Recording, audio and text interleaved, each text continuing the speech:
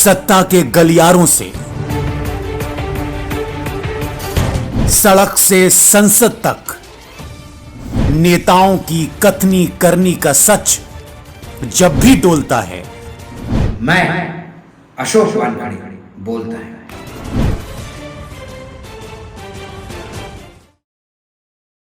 सिर्फ न्यूज नशा पर। साध्वी उमाश्री भारती दीदी मां कहलाएगी। अब सबसे बड़ा प्रश्न है कि उमा भारती क्या राजनीति में कंटिन्यू रहेगी। मैं बीकानेर में हूं और एक जैन समाज के ही कार्यक्रम में कि आत्महत्या समाज की बुराई है और इसे मुक्त करना चाहिए, इसका एक बड़ा आयोजन था और उस आयोजन में मैं वक्ता करके बुलाया गया था। यहां आचार्य विजय श्री जी के नेतृत्व में ये तमाम आयोजन हो रहे हैं। तो वहां कई जैन आचार्यों से बात करने के बाद, जैन साधु साध्वियों से बात करने के बाद एक बात तो समझ में आ गई कि उमा भारती यदि दीदी मां बनती है तो उन्हें शायद भगवा भी त्यागना पड़ेगा, उन्हें श्वेत वस्त्र पहनने पड़ेंगे और उस कठिन तपस्या को अंगीकरण करना होगा जो दिगंबर जैन की साध्वियां करती है, दादी मां करती है।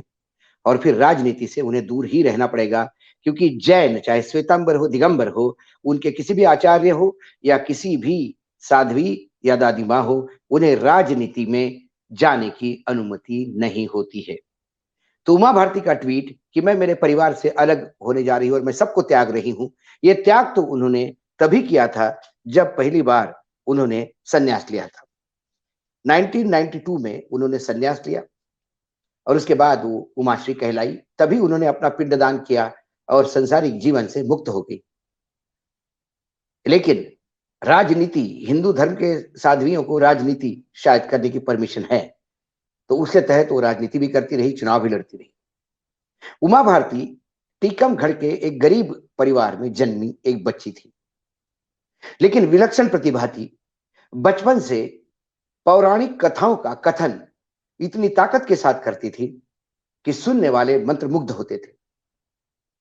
ग्वालियर की राजमाता विजयाराजे सिंधिया को जब इसके बारे में पता पड़ा तो इस बेटी को उन्होंने पैट्रोनाइज किया और एक बड़े संत के रूप में स्थापित किया।